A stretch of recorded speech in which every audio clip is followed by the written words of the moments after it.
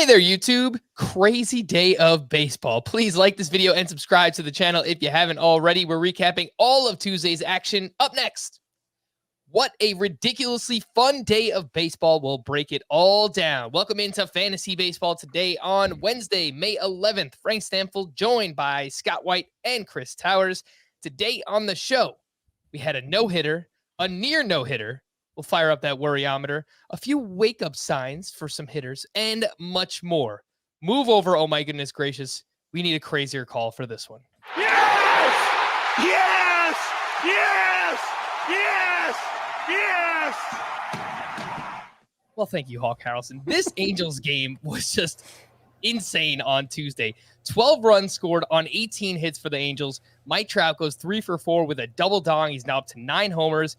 Anthony Rendon, his first plate appearance ever as a lefty. He was going up against a position player in Brett Phillips. He hits a left-handed home run. That was awesome.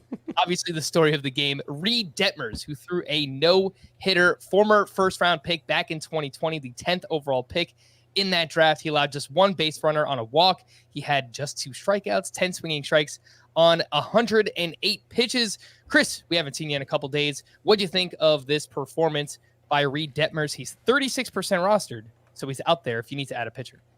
Yeah, and that number is going to go up, and maybe it should. It was an impressive performance. He had the Rays hitters off balance pretty regularly in this game, produced a lot of weak contact. That final inning, if you were watching it, I think it was just 2 weak ground balls and a pop-up to the catcher. So, it wasn't like it was just a fluke, but he had 2 strikeouts. He had 10 swinging strikes on 108 pitches. He's been pretty underwhelming so far. Reid Detmers is someone I liked quite a bit as a sleeper coming into the season, and his strikeout rate now is below 20%. I think it was below 20% coming into the game, so it's gotten even worse. I don't know. It's been a little disappointing. Obviously, you can only be so disappointing when you've thrown a no-hitter. But I expected more from Reid Detmers overall. I hate to do that. Can we start over? I know. Can we re-record the beginning of this podcast? I get it, though, Chris. I mean, you look at his overall numbers, even after this start. He's got 20 strikeouts to 8 walks over 31 innings pitched, a 3.77 ERA. His xFIP is 4.29. This is Reid Detmers that we're talking about. So it's kind of weird to start the show like this. It's an awesome moment for baseball. Obviously, happy for the guy, former first-round pick. I hope he goes on to have a tremendous career. But overall, Scott, right now, the numbers are not fantastic.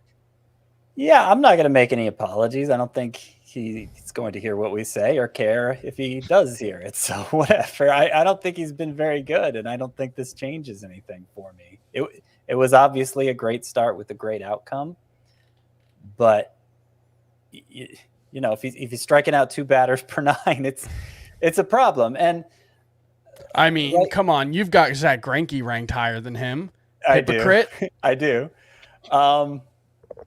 So, I mean, the thing about Reid Detmers is from the day he was drafted, which wasn't that long ago, throughout his time in the minors, which wasn't very long, the scouting reports always raved about his curveball. It's this amazing pitch. Mm-hmm. Maybe he doesn't have much else to go with it, but this curveball is going to carry him. And the curveball especially has been underwhelming. Of his 10 swinging strikes, 5 came on the changeup. And like all year, last year, the little bit we saw him, the curveball hasn't been doing much statistically for him. So if he doesn't have, if that pitch turns out to not be very special, and it hasn't looked special so far, and it wasn't special in this game, I'm not sure what Reid Detmers has. He throws a lot of strikes, but okay. I don't know.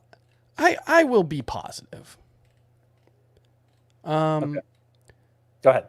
One, the fact that he threw his changeup 24 times in this start and got 5 swings and misses. He had barely been throwing that pitch. He had thrown it 37 times total in his career in 10 starts leading up to this. So that seems like a pretty good sign that he, is more confident in that pitch. The results with that pitch have been pretty good so far. It's had a healthy swing and miss rate. The curveball has had very, very good results on batted balls. The swinging strike rate, the whiff rate was 23% coming into today's start, and he only had 3 on 8 swings, so it didn't get too much better in this one. But he's gotten a lot of weak contact with the changeup and curveball in particular. That was also true today. So I don't want to say there's nothing here. His issue last season really was his fastball, and the fastball hasn't been getting great results this season. It allowed some pretty hard contact today as well, so that remains a bit of a concern. But I don't know. We've seen signs from his curveball, changeup, and slider that they can all be pretty useful pitches. The swings and misses haven't quite been there, but maybe that's the kind of thing that can come with time as he gets more comfortable. And he's still a talented pitcher. He's still got good control. And he's not going to throw a no-hitter again, most likely. But, maybe I want to say there's still some potential. And, I was close to dropping Reid Detmers in a couple of leagues. I have him in a couple. I'm surprised you've held out this long. I didn't drop him yet, and now I won't.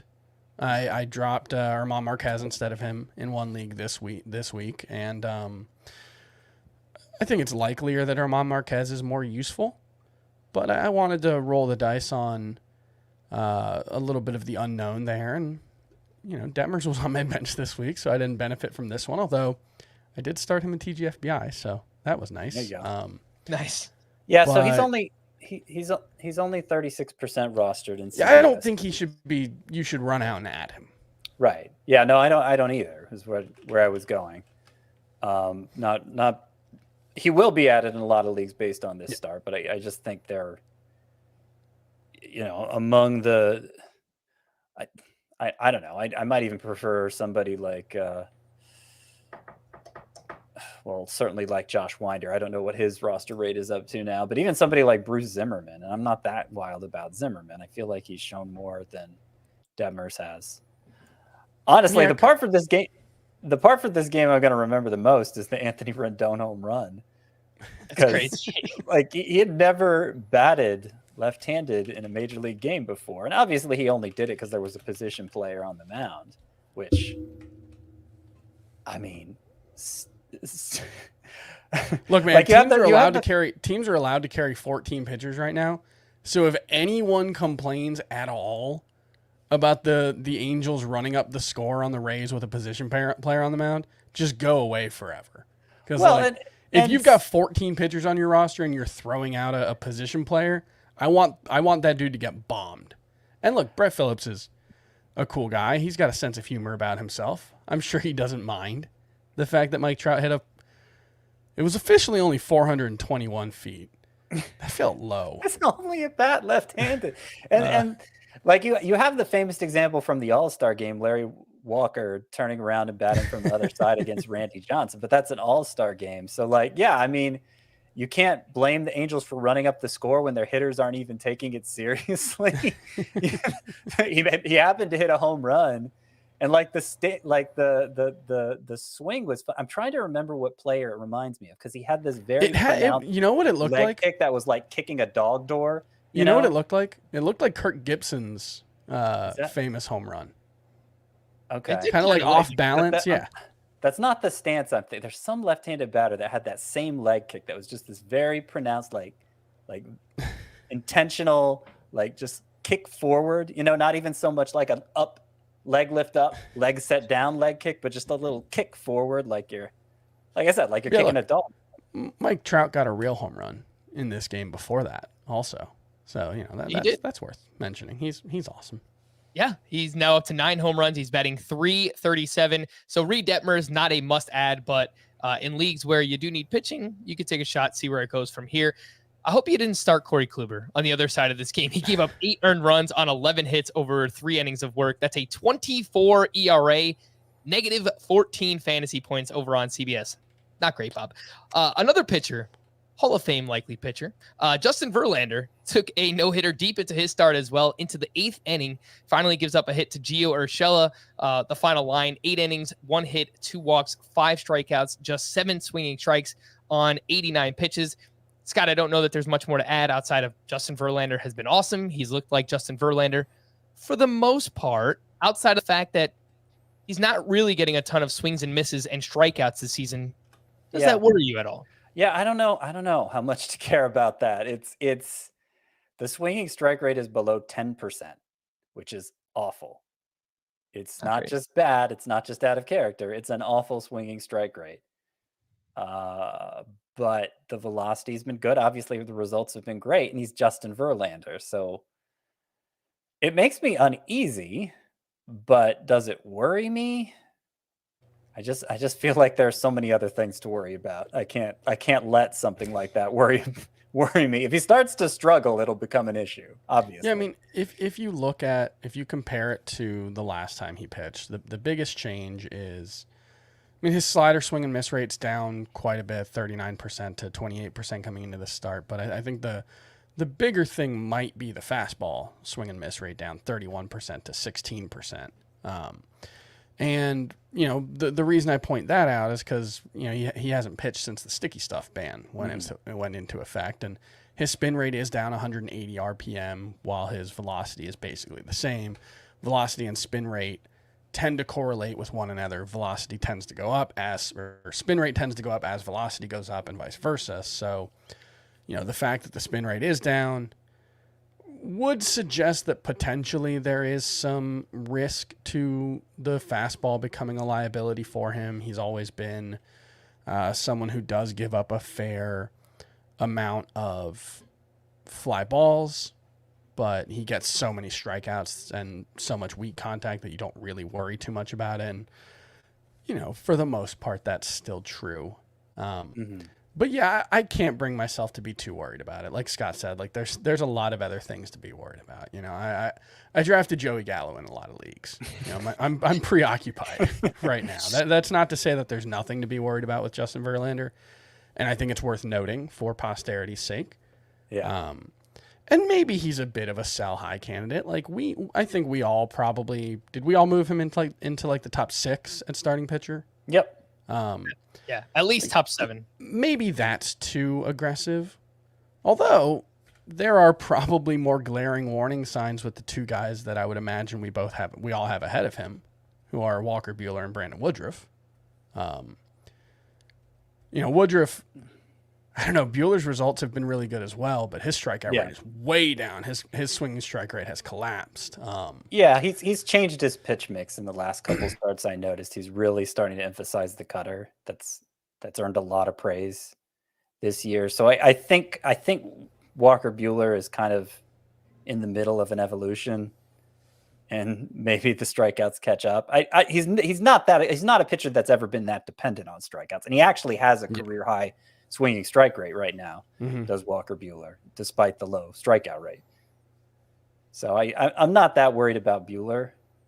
And like I said, I'm not that worried about Verlander. And like I said yesterday, I'm not that worried about Woodruff. But maybe Kevin Gausman, Shane Bieber, maybe Kevin Gausman should be ahead of Justin Verlander. I think you can make a case for that. Yeah, you can make a case. You know, it's Gausman we saw get off to a really hot start last season and slow down. So I don't know. You can make a case that Justin Verlander's a sell high candidate, but I don't know how strongly I believe in it. I have already moved Gausman ahead of Justin Verlander. I might move Rodon ahead of him as well, just because of the swing and miss there. But I did do that. Yeah, I have Rodon 4th now. Yeah, it's hard to argue with that. Just putting a bow on this Verlander conversation: 1.55 ERA. That's with a BABIP that's 168. His strand rate is 93.5%. So just realize there will be some regression at some point for Justin Verlander. So, like Chris said. His BABIP the last time we saw him was super low too, right? Yeah, I mean, he gives up a lot of fly balls, so that's going to be conducive to a lower BABIP. But anyway, if you drafted Verlander as your SP3 or, I don't know, maybe even SP4 if you drafted early in the offseason, then you probably have an embarrassment of pitching. And, you know, if you need a hitter, look to maybe swap Verlander out for an elite hitter moving forward. Okay. Now the show officially starts. 15 minutes in. Oh, my goodness gracious. Let's talk about a few standouts from Tuesday's action. And we will start with Chris. Who you got? Yeah, we'll go with a game that's still ongoing, so I don't know if he's officially the pitcher of record. But Robbie Ray looked more like himself in this outing. 10 strikeouts and 5 2/3 innings. Velocity was up a little bit, not exactly where it was last year, 93.4 miles per hour, about a mile per hour down from where he was last year, but about a mile per hour up from where he had been. And he just decided to go super slider heavy. Threw it 54% of the time, got 15 swings and misses on 30 swings in this game. So, that's one way you can overcome having a slightly less effective fastball, or, potentially a much less effective fastball. Is his fastball usage rate entering this start was 60%. Today it was 42%. So whether that's a sustainable change moving forward for Robbie Ray remains to be seen. We saw Patrick Corbin do that to very, very good results and then increasingly diminishing results when he went super slider heavy, but it worked today against a good Phillies team, and the velocity was up as well. So I think you have to be more optimistic about Robbie Ray after this start than any other start this season, I would say. I think it was his first with even a strikeout per inning, Yes. right? Much less more than. I believe so. Almost double a strikeout per inning this time out. Yep. So I'm encouraged. No, he had one with 8 and 5. 8 strikeouts in 5 innings. Okay. I'm encouraged overall by the start for Robbie Ray, but again, we have to see how sustainable it is, him throwing the slider this much and how he builds off of this. But obviously a great start here on Tuesday against the Philadelphia Phillies. Oh my goodness gracious for you, Scott. Who you got? A pitcher who's much lower end, opposite end of the spectrum, Alex Faedo, who was making his second start for the Tigers and got sent down in between, but it looks like between injuries to Matt Manning and Casey Mize, they have a spot to keep him around. And he should stay around based on the way this performance went. It was against the A's, so, kind of a minor league lineup. But nonetheless, he allowed 2 runs in 5 innings with 7 strikeouts, had 17 swinging strikes on just 83 pitches, including 10 on the 26 sliders that he threw. And I was reviewing the scouting report Baseball America had. And the slider is the real deal, according to them. That is a pitch that has consistently wowed scouts, and it showed here in his second major league start. The minor league production, by and large, wasn't very good, but he is a former first-round pick, is Faedo. He hadn't pitched since 2019 because of Tommy John surgery, so a career-altering event just happened to him. And when he came, his minor league production this year, only in 15 2/3 innings, but 20 strikeouts versus 3 walks. So he was carving up hitters down there too, and continued to do against the Athletics. So, the Tigers have had a bunch of high-end pitching prospects arrive and not do much for fantasy purposes. Tarik Skubal seems to finally be coming around, but Mize and Manning not so much. And Faedo isn't as high end as them, but this is an encouraging effort here, and only his second start, and enough maybe to take a flyer on him. I think I'd actually pick him up over Reid Detmers, I gotta say. If it was up to me. I wonder, Scott, if he's gonna. I don't know if it's happened already. I haven't seen it, but I imagine he gets sent down again after the start if he was just up for the doubleheader. Yeah, he was like I said, who's their fifth starter today? if it's not him? I know. Well, it's a fair point. Casey Mize is going out on a rehab assignment on Thursday, but it's probably going to take some time. I hadn't seen that. But that's a fair point. Matt Manning made a rehab start recently. I don't know how close he is, but those guys are getting closer. So yeah, I didn't know either of them were that close. So yeah, I take back the Reid Detmers comment. But nonetheless, you're not on board with Bo Brisky. I hope they find a way to keep Faedo around. I'll just say that. He is a name to watch for sure right now. So throw him on the scout team. 3% rostered is Alex Faedo, not Bo Brisky. No. Cool name though, Bo Brisky. I'm about it. But I think that's how you pronounce it. I don't know. Let's watch him for now. On the other side of that start, Adrian Martinez is I guess, semi-prospect received by the Padres in that Sean Manaea trade, and he was all right too. 5 1/3 shutout, 4 hits, 0 walks, 3 strikeouts. He had 11 swinging strikes on 79 pitches. So minor league track record, not as great. Doesn't have as much prospect pedigree as someone like Faedo, but just a name to watch. Adrian Martinez, I'm sure he'll get another shot with the Oakland A's. Another pitcher, a prospect who was pretty awesome on Tuesday, Kyle Bradish. Amazing start at the St. Louis Cardinals. 7 innings, 4 hits, 2 runs, 11 strikeouts to 0 walks. He had 14 swinging strikes on 90 pitches. 9 of those came on the slider, 5 on the fastball, and his velocity was up in this start to up 1 mile per hour on the fastball, up 1 mile per hour on the slider. And he was pretty good in AAA in his 3 starts this season. Scott, what do you think about Kyle Bradish, 6% rostered, and this great start that he had Tuesday? Yeah, he doesn't have like that one thing you can latch onto like Faedo with the slider that makes me think, okay, I could definitely see how this guy becomes a success in the majors. But he had been a good strikeout pitcher in the minors, as you pointed out. His whip last year was 136, and that was both because the walks and the hits were high. And of course, the Orioles' track record of developing pitchers. I mean, when's the last good one they developed? Maybe John Means, but before then, like, obviously they dropped the ball with guys like Jake Arrieta. They don't have a track record of developing pitching, does that organization? So, you know, you could take a flyer on him. I don't think it's a bad idea. He's going to stay in the rotation, obviously. But I'm not ready to, you know, I'm not really ready to, like, give him my stamp of approval yet. All right. Again, that is Kyle Bradish. Chris, where does he rank among this group? I have 4 waiver wire names from Tuesday night. Yusei Kikuchi, back-to-back solid starts. He had 7 strikeouts over 5 1/3 innings against the Yankees in this one. Martin Perez, he allowed 4 runs, but only 1 of them was earned. He had 20 swinging strikes on 106 pitches against the Royals. Mad Bum, a quality start against the Marlins, 6 innings, 2 runs, 5 strikeouts, and then the aforementioned Kyle Bradish. Chris, how do you rank that group? Kikuchi, Perez, Mad Bum, Bradish.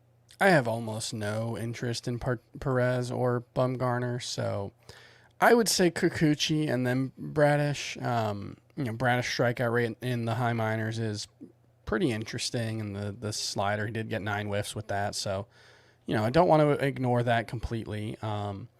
But Kikuchi, I've always had a thing for. I've always thought there was potential there, and he's been searching for an answer. It's always felt like there was just like he was missing something, and what he's done over the last couple of starts has been tinkering with his slider and his cutter. He used to have 2 separate pitches, and this one, it kind of looks like he just like morphed them into one pitch. I don't know if this is a classification thing. I don't think so, because the velocity band was fairly narrow with what was called his slider today. It was 84 to 90.9 miles per hour, averaged 88.5.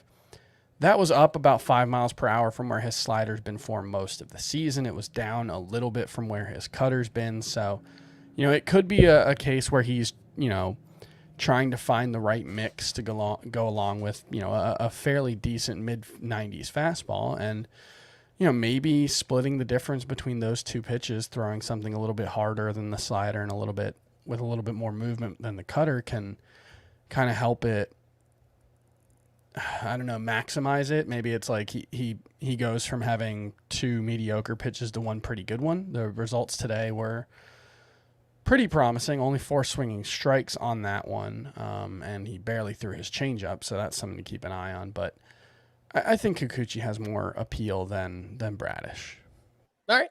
Scott, how do you rank these 3 waiver wire pitchers? Kikuchi, Reid Detmers, and Kyle Bradish. I think the order you said them: Kikuchi, Detmers, and Bradish. Yeah.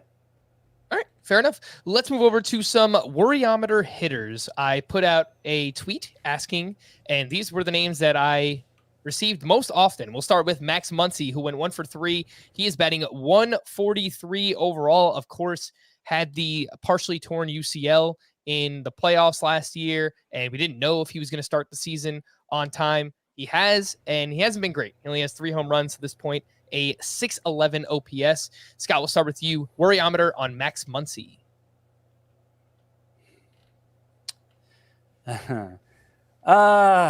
Man. Well, I mean, I guess the source of my worries would be less the production than does it have to do with the elbow.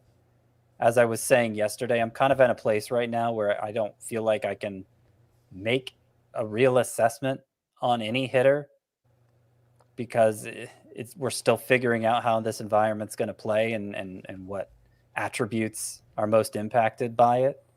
So I'm hesitant to overreact to any slow start. But because Muncy has the elbow issue that may be contributing to his early struggles, I'll go as high as 3.5 on him. What's interesting about Muncy, the fly ball rate is way up. So it seems like he's trying to sell out for power, but his home run to fly ball ratio is down. So just not impacting the ball as hard as he has in recent years. One thing I would say to that is his ground ball rate's about the same. So it's mostly traded. He's traded line drives for fly balls. And I don't know. Early on, I don't know how much you can take away from that, like being a change in approach or a change in swing. It could be just, he's gotten under a few. I don't know. I wrote a piece today kind of about Ketel Marte and then also about 4 other buy low hitter candidates. And Muncy could have very well been on that list, but the case I made was basically like, with guys who are that established, it probably makes sense to buy low, even if the underlying numbers aren't all that impressive, just because like sometimes weird stuff happens in a month, especially in a weird month, like weird weather and shortened spring training. Like it probably makes sense to just like, I think Ketel Marte is good. And so I'm going to buy low on him, even though his underlying numbers were trash.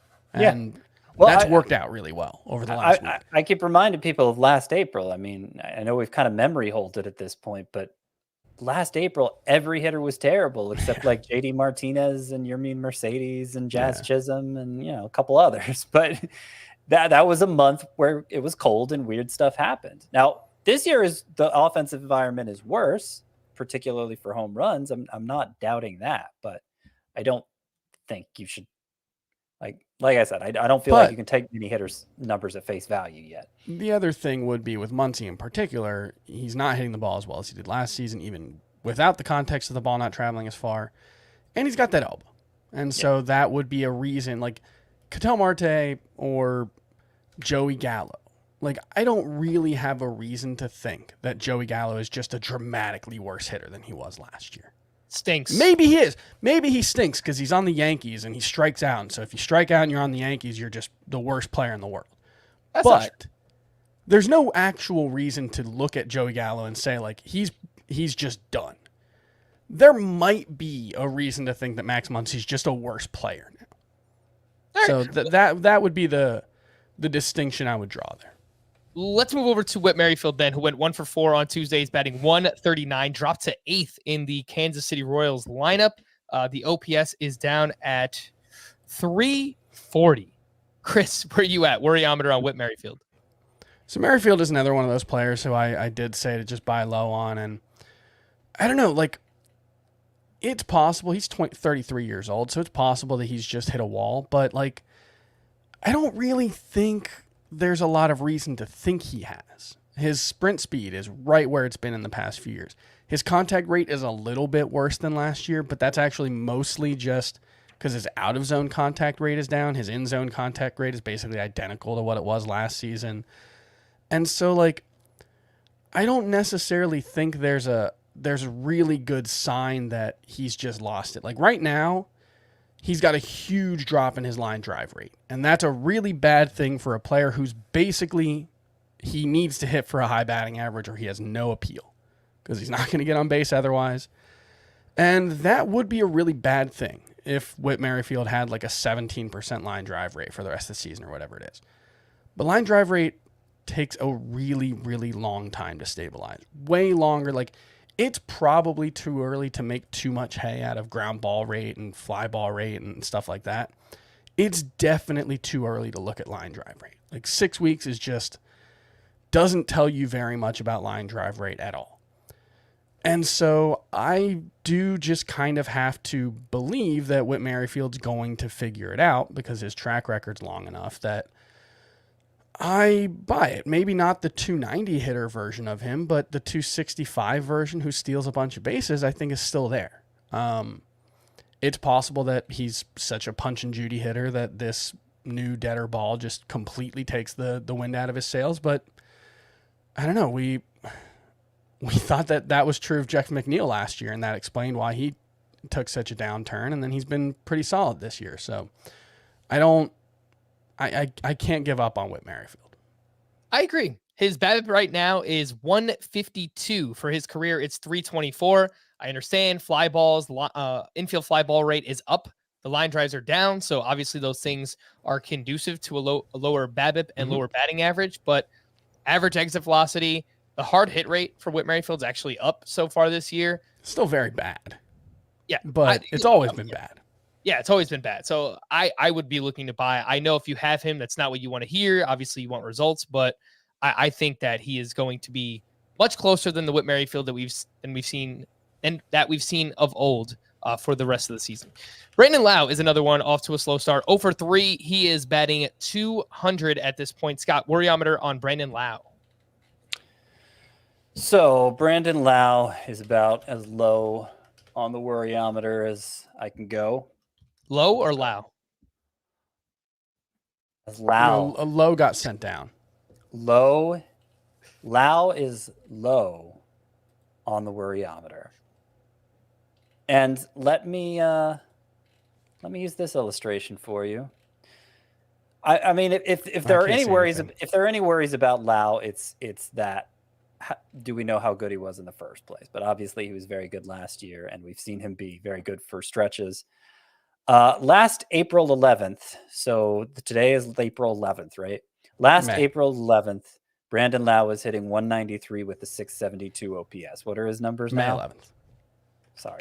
Yeah, last May 11th, Brandon Lau was hitting 193 with a 672 OPS. What are his numbers He now? entered today 206 with a 688 OPS. Oh. So actually, relative to the league average, he's actually been better so far. He's ahead of pace as far as I'm concerned.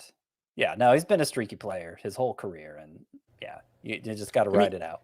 He was a disaster at this point last season. Like, remember, he had 41 strikeouts in 134 plate appearances at this point last season. He was striking out a ton. He was hitting for some power, I guess, but that was basically all he was doing. He had 23 hits, 6 of them were home runs.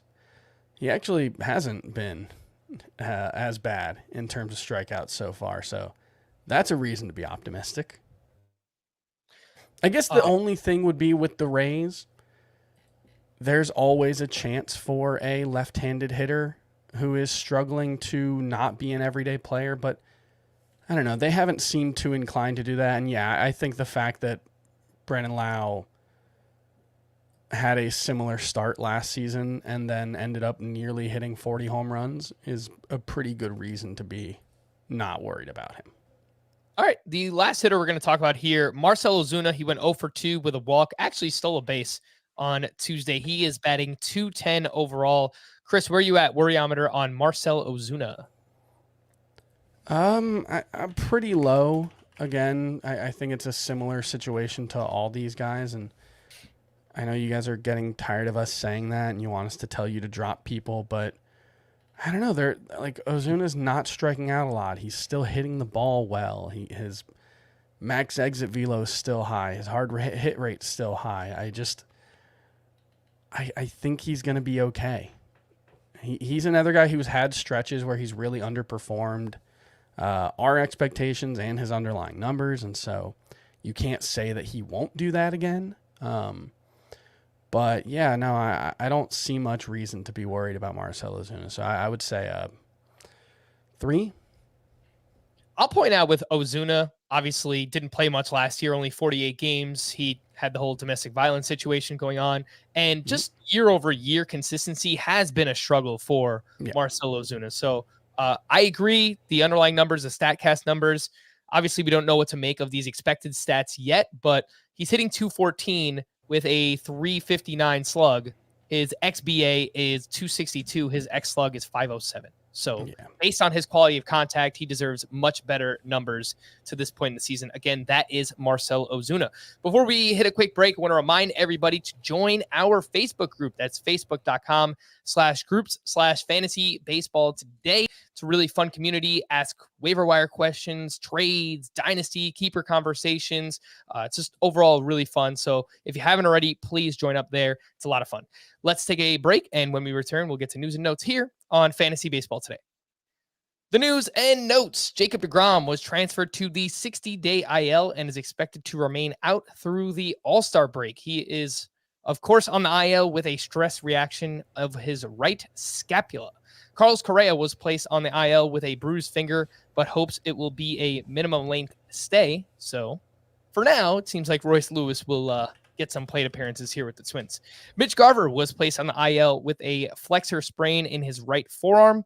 Jonah Heim went 2 for 4 on Tuesday, and he's hit well when given an opportunity to play this season. He's 35% rostered if you need a replacement for Mitch Garver. Dodgers pitching prospect. I should have asked you this beforehand, Scott. Remind me. This is Ryan Pepiot? Yeah, Pepiot.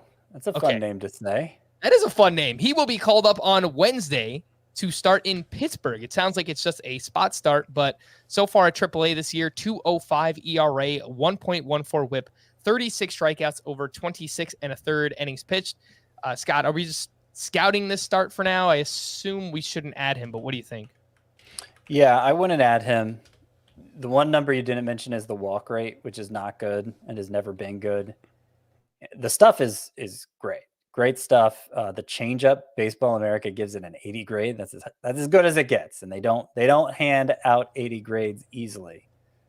But he has, and like the fastball, it's a good bat missing high velocity pitch, but he just has a lot of trouble locating it, which can lead to him giving up a lot of hits, a lot of walks. I could see this profile going either way. I could see him striking out a bunch of guys in his debut and becoming this exciting pickup if they are able to find a spot for him. Or, I could see what happened in spring training to him happening in this start. And what happened to Pepiot in spring training was he gave up 9 earned runs in 6 innings. Ooh, not great. All right. Well, I guess you cross your fingers and you hope that the Dodgers just do what they do and everything they touch turns to gold. Yeah, I mean, it's a good prospect either way, regardless of what happens in his debut. I just don't know that he's quite ready to debut. But what do I know? Speaking, quite a bit, Scott. Speaking of prospects, Paul DeJong was optioned to AAA on Tuesday, and my initial reaction was Nolan Gorman. He's going to get the call. Apparently, it was his birthday on Tuesday. Someone tweeted that at me, so that would have been an awesome birthday gift.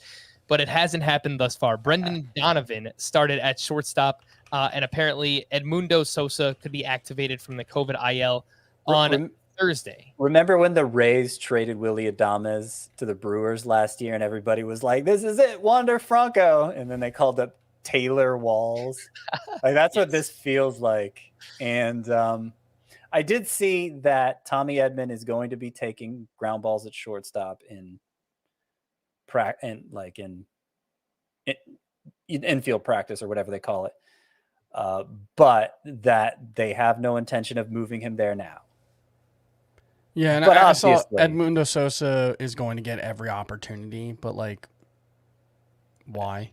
How many opportunities is that going to take? Well, I don't know. From our perspective, he may be a better player in real life than in fantasy, but I just there's no reason for us to want Edmundo Sosa to get an opportunity over Nolan Gorman. And look, it is worth noting Nolan Gorman is striking out a ton in AAA. Yeah. Now he's and that's hitting a ton of home runs also. But with the way we've seen guys struggle with the transition from AAA to the majors, it's entirely possible that Nolan Gorman would get called up and just get overwhelmed. The same way Jared Kelenic and everyone, frankly, has been overwhelmed. And the guy with a 35% strikeout rate probably has a better chance of being overwhelmed than most.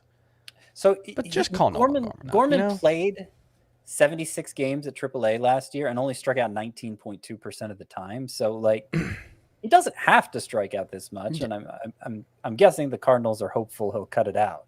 And then it'll be easier to justify calling him up. Yeah, he's got, for context, he's got 37 home runs in 145 games between AA and AAA with 153 strikeouts. So, like, that's a lot of strikeouts, but it's not an especially alarming amount. So, yeah, they're just call Nolan Gorman up, you know? Look, if you have a roster spot available, I think Nolan Gorman will be here sooner rather than later. It is. I would rank him behind only Wieters, and I guess Max Myers. God, I did it again, huh? Do you know what you just did? I know what I just did. Not Matt Wieters, but Adley Rushman. Not totally Eric different Hosmer, people, but Nick Prado. That was great. Yeah, no, I mean, I guess I've been doing this too long. I don't know, but anyway, behind only Adley Rushman, and I guess Max Meyer, you know, depending on what your needs are, I might put him ahead of Nolan Gorman too, as far as the top prospects to stash go. But I think that's the clear top three right now. All right. It is unlikely that Adam Wainwright will make a start this week as he is on the COVID IL. Will Myers and Luke Voigt were activated and were batting 5th and 6th respectively on Tuesday. Chris, are you looking to add either? Luke Voigt is 58% rostered. Will Myers is 30%. I mean, man, Luke Voigt struck out, 12 times in 18 plate appearances during his rehab assignment. So that's pretty alarming given how bad he was before. But I'm still excited about Luke Voigt and the possibility of him playing every day. He only struck out once in 4 plate appearances so far today with a hard hit ball. So progress. He walked twice.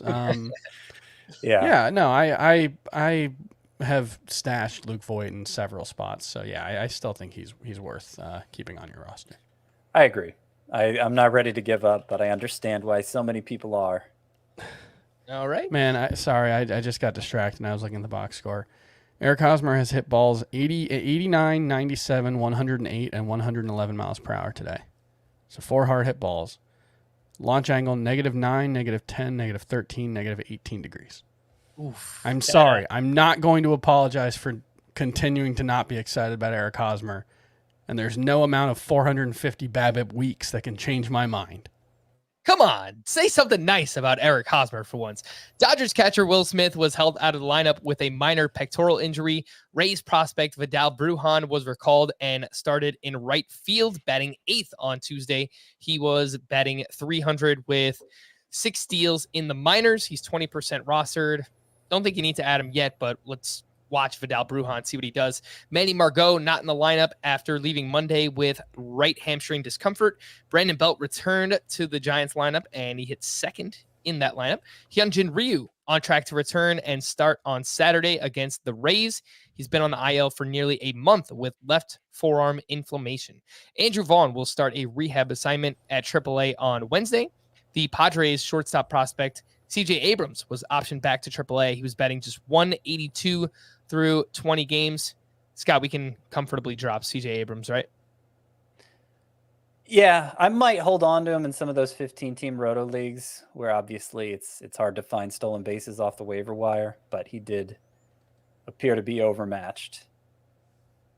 Yeah, he was kind of rushed to the majors too. I didn't really think he had a chance to break camp with the team, but he did, to his credit. So I think it'll make sense for them to get everyday at-bats for him in the minors. Chris Paddock was placed on the IL Tuesday as he seeks a second opinion on his inflamed elbow. John Gray likely to make his next start after leaving Monday's game with knee soreness. Mike Moustakas returned from the COVID IL on Tuesday after being placed there on Monday. David Fletcher underwent surgery to repair the adductor muscles in both legs on Tuesday and is expected to be sidelined for a couple of months. Just a name to watch, Andrew Velasquez in deeper category leagues. He's been starting consistently. I think he's up to like 5 or 6 steals, so he's been playing well for them. Max Stassi placed on the COVID IL on Tuesday. Aaron Ashby won't start this week for the Brewers. I finally dropped him in the lone 15-team roto league where I had him.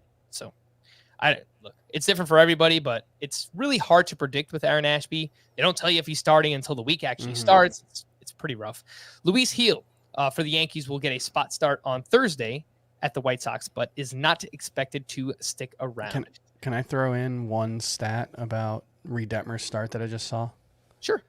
It's from Alex Spire, Boston Globe.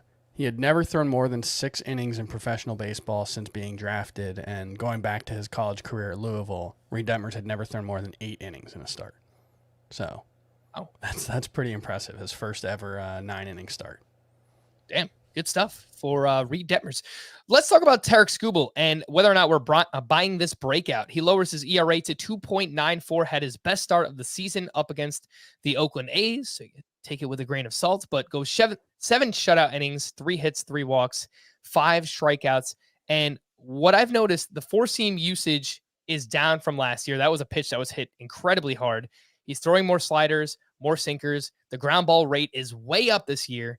And he's also doing a great job of limiting walks. Chris, are you buying what we've seen from Tarik Skubal 6 starts into the season? No, I don't think so. I mean, it's worth noting that a 2.94 ERA is like, among qualifiers, that would be like 25th out of 57 qualifiers or something. It's kind of nuts. Like, I think Sandy Alcantara is right below the median starter in ERA right now out of the 57 or 58 qualifiers, and he has like a 3.03 ERA, so that just kind of tells you the ridiculous standards that are being set right now. But I don't know, Skubal just like continues to seem like a jack of 7 pitches, master of none kind of guy. He's got like 2 different types of changeup / splitter that he's worked on in his career. He's still trying to figure out the fastball sinker mix, and I don't think there's enough swing and miss there for him to consistently be very good, especially given how bad the results have been on balls in play throughout his career. Now, maybe he's turning that around and maybe throwing the 4-seamer less. You know, that could certainly help, but I don't think his sinker's been good enough in his career to make me think that that's going to be a big turnaround. So I remain pretty skeptical about Tarik Skubal. All right. He's still pretty young. He's 25 years old. So I think I don't want to dismiss the talent. Yeah. It's possible he takes a leap, and like, I'm not saying drop him, but of course not. He would be someone that I would be looking to try to sell right now and try to move for one of those like underperforming hitters who we talked about earlier today. You know, I would move him for Joey Gallo. Frank wouldn't, because again, he plays for the Yankees and he strikes out, so he's a disaster. What did you just say? You would trade Tarik Skubal for Joey Gallo? I don't know that it has to be anyone as divisive as Gallo, for what it's worth. But no, I mean, like, I think I'm a little more hopeful than Chris, but ultimately, as far as actionable advice goes, it's pretty much the same. Like, I could see it going either way, and I'd be more likely to call Skubal a sell than a buy right now, just because of how it's gone so far. But you know, Frank, if I have to Nolan hold on Gorman to him, played it's for not... the Yankees, you would want him released. No, I mean, come on, man. Joey Gallo is just in his own stratosphere of just frustrating player, man. I'm not going to get into it, but Scott, I'm with you. I think I'm a little bit more optimistic on Tarik Skubal.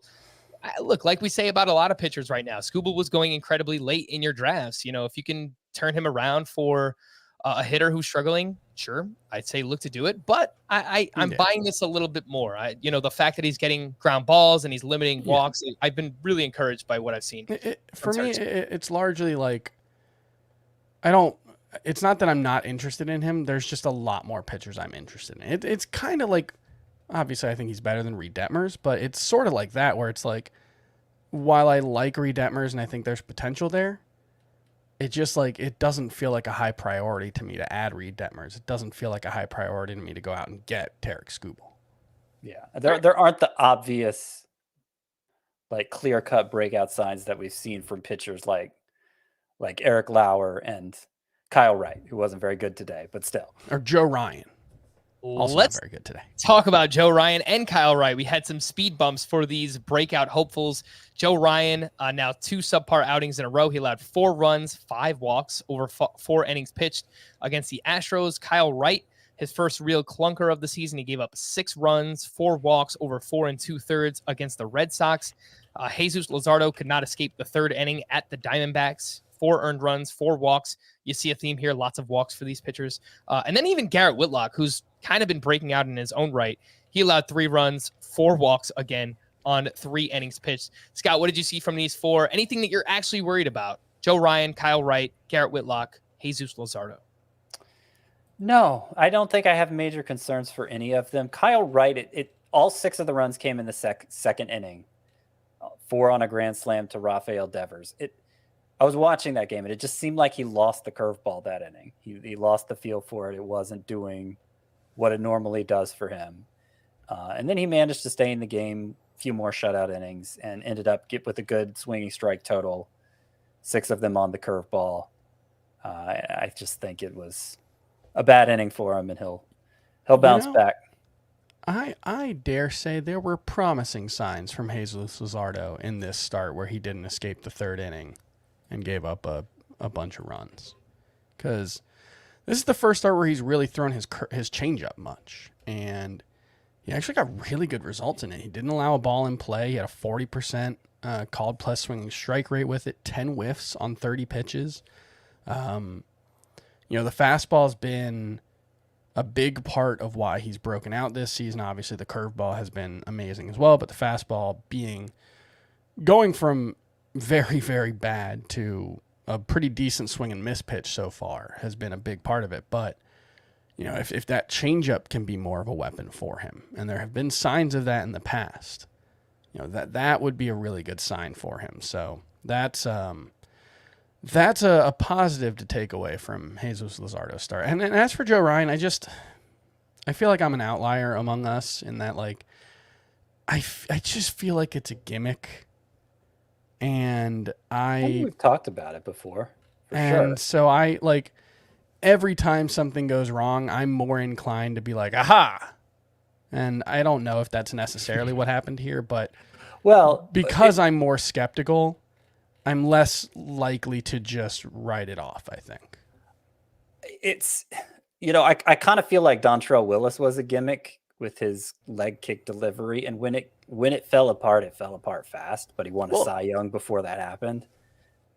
I'm blanking on the name. The pitcher who gets the pitcher who gets referenced on this podcast and no other podcast, Blue Jays Marco guy. Marco Estrada, who is the comp that I made for Joe Ryan in that he was, not necessarily a hard thrower, not necessarily a strikeout guy, but, generated a lot of infield fly balls, generated a lot of weak contact and kind of got by on that. And he, it didn't go away. He was pretty good for 5 years, but it also, he went from a 3.48 to a 5 ERA pretty much 1 year to the next.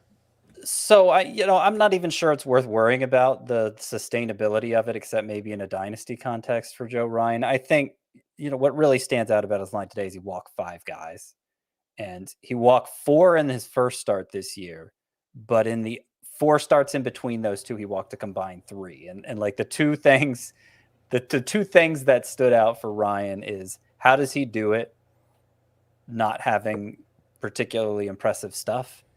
And oh my goodness, he doesn't walk anybody. So it was just totally out of character that he walked 5 guys in this start. And I don't put much into it at all.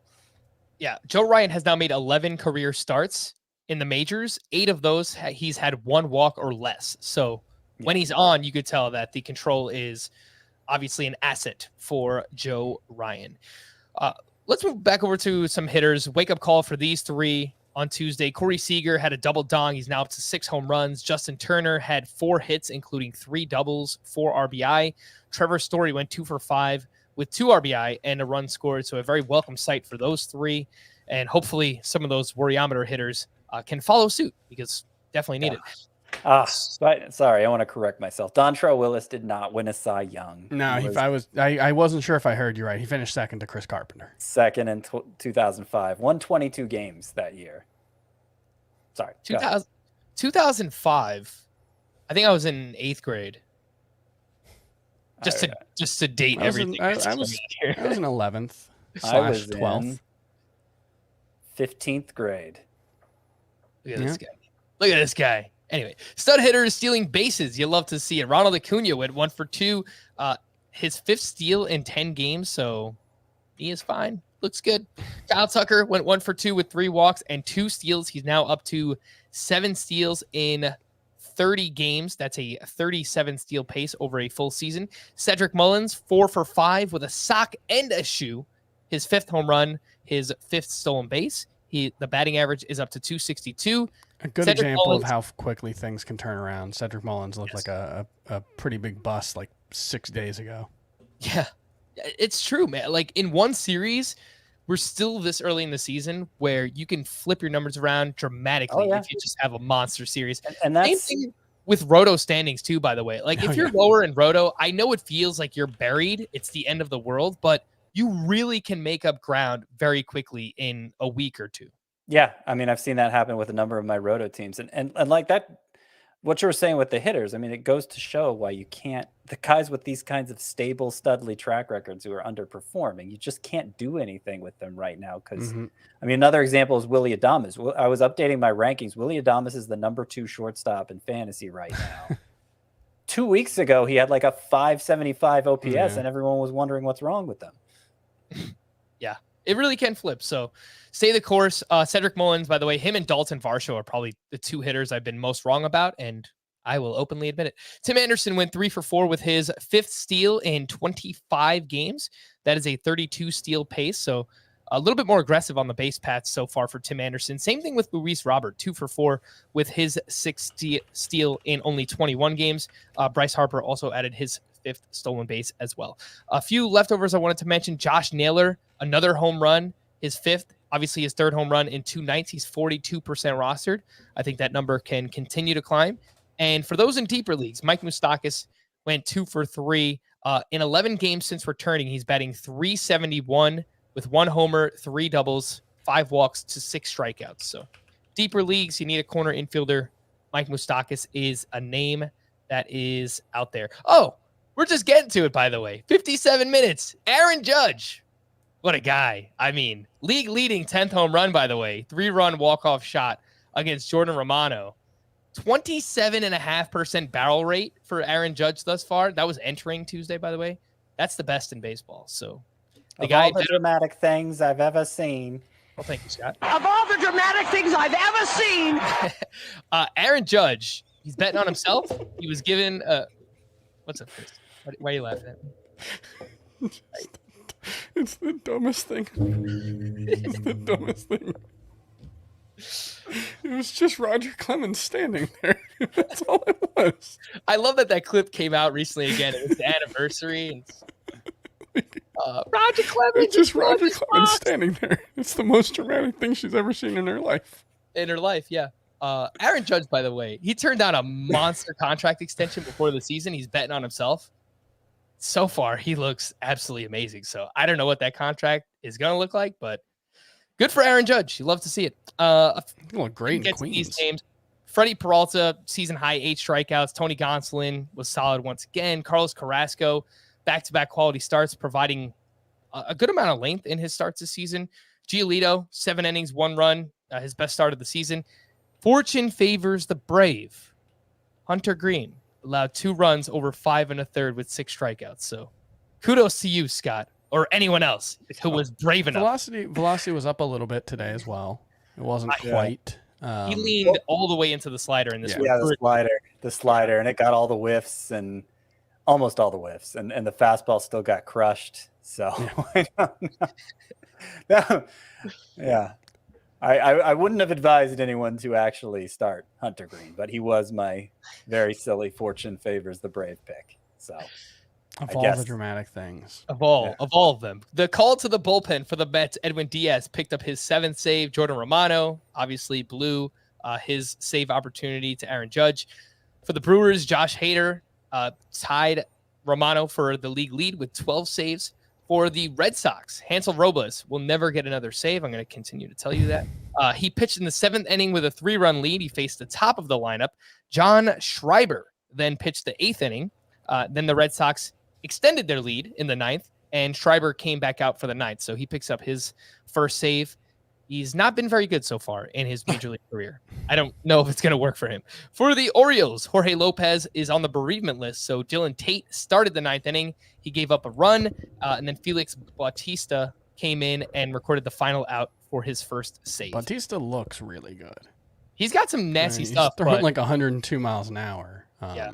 I think Lopez has actually looked really good this season, so I don't know if I'm worried about it, but just a name to keep in mind on the surprisingly competitive Orioles. Orioles pitching has been pretty good this year. Well, I guess that's what happens when you extend your walls by 30 feet. When you move left field back 417 feet. Yeah. For the Rangers, Joe Barlow picked up his 5th save. For the White Sox, Kendall Graveman picked up his 2nd save. Liam Hendricks has been used a ton recently. I am just seeing now that Dylan Floro made his season debut, and he got rocked. He pitched 1 inning. He gave up 4 hits, 3 runs, 1 walk. I saw a YouTube comment yesterday. Someone asked about Anthony Bass. Apparently, he's pitched really well. It's not crazy. I mean, we'll see. Bass, yeah, he went. Let me look at his numbers. Has he ever pitched really well? I don't know. Yeah, he's been pitching really well, actually. I did see. Yes, I'm writing the waiver wire column today. I wrote about Dylan Floro because he was called or activated from the IL, before he got rocked in his first appearance. The Marlins ERA in the 9th inning is like 7. I guess Floro didn't pitch in the 8th or in the 9th today. He pitched in the 8th, but yeah, the Marlins have like a sub-3 ERA in the first 3 innings or something, or the first 8 innings, and then a 7 ERA in the 9th. So that's not good. Yeah. Anthony Bass looks like clearly the best pitcher in that bullpen right now. So maybe he will get a shot. And then for the Mariners, I saw that Paul Sewald recorded the final 4 outs for his first save of the season. I feel like the Mariners have had no saves or even opportunities for saves. It's been very weird. To stream or not to stream, let's start with Wednesday. Jameson Taillon versus the Blue Jays. Adrian Hauser at the Reds. Chad Kuhl at the Giants. Nick Martinez versus the Cubs. And Chris Archer versus the Astros. I looked it up the other day, and I was shocked to see that the Reds are like 24th in runs scored per game. That was stunning to me. I thought they were dead last. They'd be lower, yeah. But I think Hauser's fine. I think their pitching is like historically bad right now. Yeah, they're losing by an average of like 3 runs per game. So yeah, that's rough. Nick Martinez, I think, is okay up against the Cubs. Taillon, I don't really love it. I was thinking about going to the Yankee game on Wednesday, 12:30 start time. It's a little too early for me. For Thursday, Luis Gil at the White Sox, Taijuan Walker at the Nationals, James Caprillion at the Tigers, Josh Winder versus the Astros, and then Jordan Hicks versus the Orioles. I know it's a terrible matchup, but I think Josh Winder's actually good, and I don't know that these other pitchers are. Jordan Hicks, if I trusted him to take on a full starter's workload against the Orioles, I could get behind that a little easier. But I think my number one choice here is Winder, even going against the Astros. I think I agree with that, yeah. Righty. We're going to wrap there for Scott and Chris. I am Frank. Thank you all for listening and watching Fantasy Baseball today. We'll be back again tomorrow. Bye-bye.